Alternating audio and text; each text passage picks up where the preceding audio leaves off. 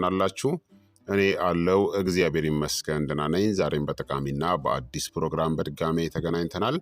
በዛሬው የጤና ፕሮግራማችን ላይ የምንመለከተው ለጠንካራ አጥንትናም ለመገጣጠሚያዎች ህመም መፍትሄ የሚረዱ ጤናማ የሆኑ 5 የምግብ ዝርዝሮችን በዚህ ቪዲዮ ላይ እነግራችኋለሁ ማለት ነው። የአንድ ቀን የአመጋገብ እቅድንም እነግራችኋለሁ ለመገጣጠሚያ እናም ለአጥንት ጥንካሬ የሚረዱ ማለት ነው። ይህ የጤና ትምህርት ታዲያ ለበርካታ ሰዎች በጣም ጠቃሚና አስተማሪ ስለሆነ ሁላችሁም በቅንነት ላይክና ሼር በማድረግ ሌሎችንም አስተምሩ አሳውቁላለሁኝ። ጥያቄ ካላችሁ ከዚህ ቪዲዮ ጋር በተያያዘ በኮመንት ላይ አስፍሩልኝ፣ እመልስላችኋለሁኝ። በቀጥታ ወደ ጤና ትምህርታችን የማልፍ ይሆናል። በዚህ ቪዲዮ ላይ የአጥንት ጥግግትን ለመጠበቅ የመገጣጠሚያ ኢንፍላሜሽንን ለመቀነስናም የአጥንት ህመምን ለማስታገስ የሚረዱ ምርጥ ምግቦችን፣ አስፈላጊ ንጥረ ነገሮችንናም አንቲ ኢንፍላማቶሪ ምግቦችን እነግራችኋለሁኝ። ለአጥንትና ለመገጣጠሚያ ጤና አመጋገብ ለምን አስፈላጊ እንደሆነ ልንገራችሁ። አጥንትና መገጣጠሚያዎች በእድሜ ወይም ደግሞ በአካል ጉዳት ብቻ የሚጎዱ አይደሉም። በየቀኑ የምትመገቡት አመጋገብ እጅግ በጣም ትልቅ አስተዋጽኦ አለው።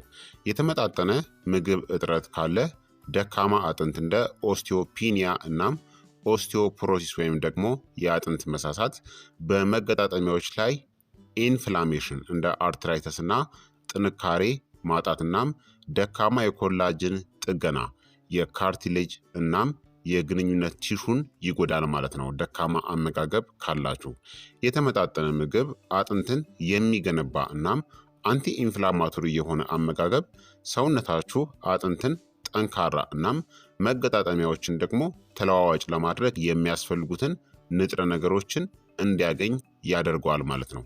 ታዲያ ለአጥንት ጥንካሬ የሚረዱ ቁልፍ ንጥረ ነገሮችን እናም ምርጥ የሆኑ 5 የምግብ ዝርዝሮችን እነግራችኋለሁኝ። አንደኛ በካልሲየም የበለጸጉ ምግቦችን መመገብ ነው። ካልሲየም የአጥንት መሰረት ነው። የካልሲየም ሚናው ደግሞ ጠንካራ አጥንትን ለመገንባትናም ለማቆየት አስፈላጊ ነው። 99% የሚሆነው የሰውነት ካልሲየም በአጥንትና በጥርስ ውስጥ ይከማቻል።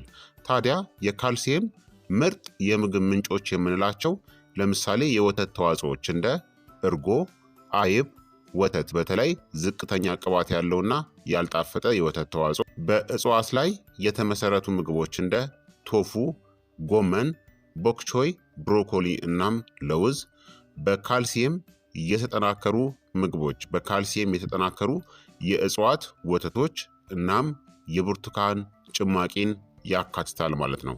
ታዲያ በወተት ተዋጽኦ ላይ ብቻ አታተኩሩ። አረንጓዴ አትክልቶችና የተጠናከሩ ምግቦችም ላክቶስ ኢንቶለራንስ ላለባቸው ሰዎች በጣም ጥሩ ናቸው ማለት ነው። ስለዚህ አንዱ ካልሲየም ነው ለአጥንት ጥንካሬ የሚረዳው። እነዚህን በካልሲየም የበለጸጉ ምግቦችን ደግሞ በአመጋገባችሁ ውስጥ ማካተት ይኖርባችኋል ማለት ነው። ሁለተኛ ወሳኙ ደግሞ ቫይታሚን ዲ ነው። ቫይታሚን ዲ ደግሞ የካልሲየም ረዳት ነው። የቫይታሚን ዲ ሚናው ደግሞ ሰውነት ካልሲየምን በአግባቡ እንዲወስድ ይረዳል። የበሽታ መከላከያ ጤናንም ይደግፋል እናም በመገጣጠሚያዎች ላይ የሚከሰት ኢንፍላሜሽንን ይቀንሳል ማለት ነው። የቫይታሚን ዲ ምርጥ የምግብ ምንጮች የምንላቸው ደግሞ ቫይታሚን ዲን ለፀሐይ ብርሃን በመጋለጥ በየቀኑ ከ15 እስከ 30 ደቂቃ ያክል በዝቅተኛ የፀሐይ ብርሃን በመጋለጥ ቫይታሚን ዲን ማግኘት ትችላላችሁ። ስባማ አሳዎች እንደ ሳልመን፣ ሰርዲን እናም ቱናን በመመገብ የእንቁላል አስኳልና በቫይታሚን ዲ የተጠናከሩ ምግቦች፣ የእጽዋት ወተቶችናም እህሎች በቫይታሚን ዲ የተጠናከሩ ቫይታሚን ዲን ለማግኘት ይረዷቸዋል ማለት ነው። ታዲያ ብዙ ሰዎች የቫይታሚን ዲ እጥረት አለባቸው፣ በተለይም በክረምት ወይም ደግሞ ዝቅተኛ ፀሐይ ባለባቸው አካባቢዎች የሚኖሩ ከሆነ ማለት ነው። በዚህ ጊዜ ተጨማሪ ምግብ ወይም ደግሞ ሰፕሊመንት ሊያስፈልጋችሁ ይችላል። አብዛኛው ሰው ሳያውቀው የቫይታሚን ዲ እጥረት ጋር አብሮ ነው የሚኖረው። በጣም ከፍተኛ ደረጃ ሲደርስ ግን ወደ ምርመራ ይሄድና እጥረቱ እንዳለበት ያረጋግጣል። ስለዚህ ከቻላችሁ ሁላችሁም የቫይታሚን ዲ የደም መጠናችሁን ብትመረመሩ መልካም ነው ማለት ነው። ሶስተኛ ደግሞ ማግኒዥየም ነው። ማግኒዚየም ለአጥንት መዋቅርና ለኢንዛይም ተግባር በጣም አስፈላጊ የሆነ ማዕድን ነው። ሚናው ደግሞ ቫይታሚን ዲን ወደ ንቁ ቅርጹ በመለወጥ ውስጥ ይሳተፋል። የአጥንት አፈጣጠርንም ይደግፋልናም የካልሲየም ዝውውርንም ይቆጣጠራል ማለት ነው። የማግኒዚየም ምርጥ ምንጮች የምንላቸው ደግሞ ለውዝናም ዘሮች ወይም ደግሞ ሲርስ የምንላቸው እንደ ለውዝ፣ የዱባ ፍሬዎች እናም የተልባ ዘሮች ማለት ነው። ተልባን መጠቀም ትችላላችሁ። ከሙሉ እህሎች ደግሞ ቡናማ ሩዝ፣ ኪንዋ እናም አጃ፣ ከቅጠላማ አትክልቶች እንደ ስፒናችና ቆስጣና አቮካዶና ጥራጥሬዎች ጥሩ የማግኒዥየም ምንጮች ናቸው።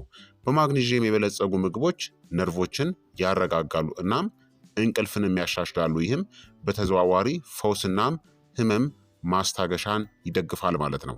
አራተኛ ደግሞ አንቲ ኢንፍላማቶሪ የሆኑ ንጥረ ምግቦች ወይም ደግሞ ምግቦች ናቸው።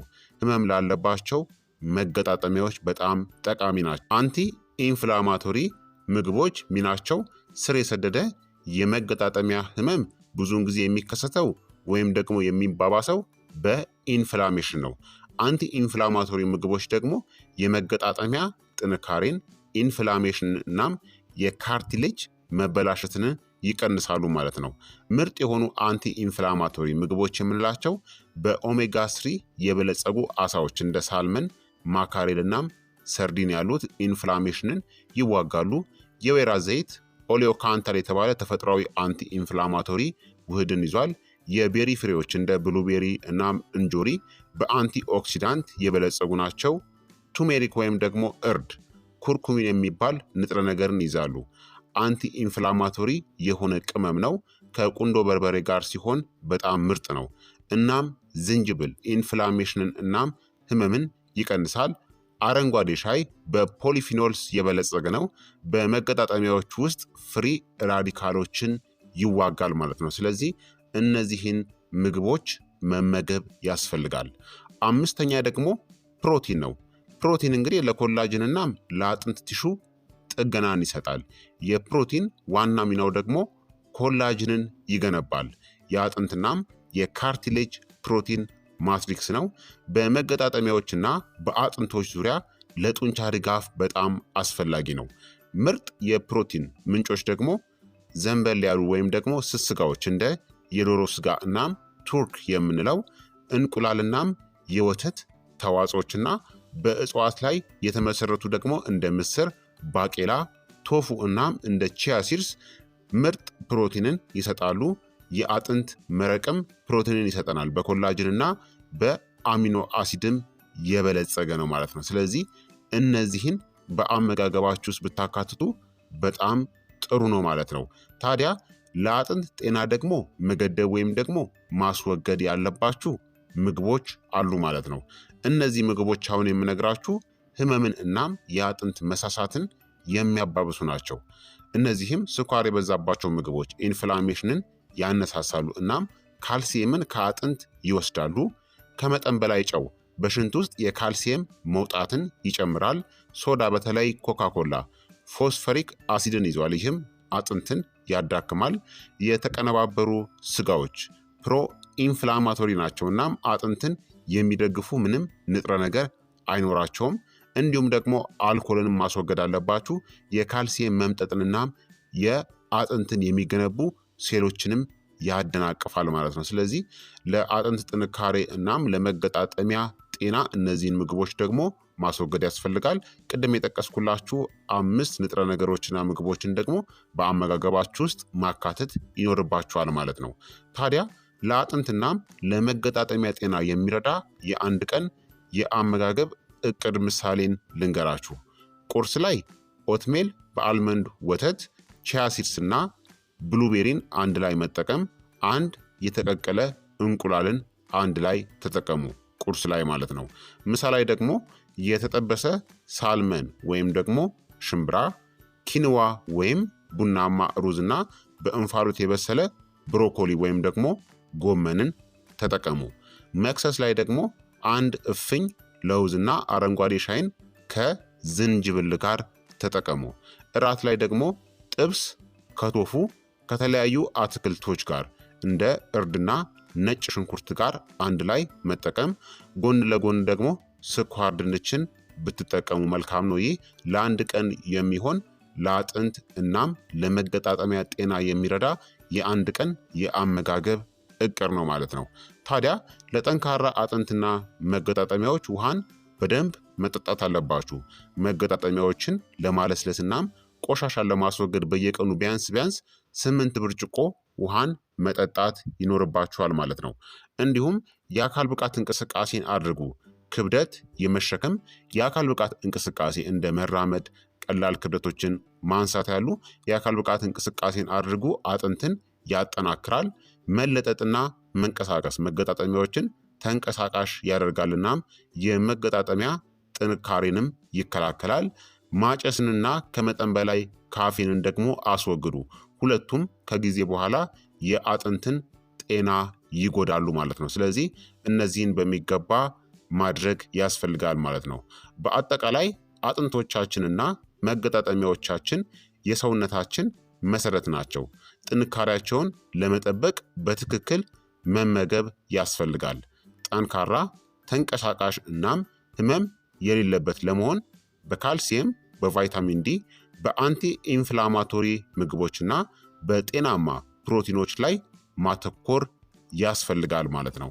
ስለዚህ ክቡራትና ክቡራን ተመልካቾቼ የዛሬው የጤና ትምህርቴ እንግዲህ ይህንን ይመስል ነበረ። ይህ ቪዲዮ ጠቃሚ ሆኖ ካገኛችሁት ላይክ አድርጉት፣ ለሚያስፈልገው ጓደኛችሁ ደግሞ አጋሩትናም ለተጨማሪ የጤና ምክሮች ደግሞ ሰብስክራይብ ማድረግን አትርሱ። ከዚህ ቪዲዮ ጋር በተያያዘ ደግሞ ጥያቄ ካላችሁ ጥያቄያችሁን በኮመንት ላይ አስፍሩልኝ። በቀጣይ የጤና ትምህርት እስከምንገናኝ እኔንም እናንተንም ቸር ያቆየን። መልካም ጊዜ፣ መልካም ቆይታ።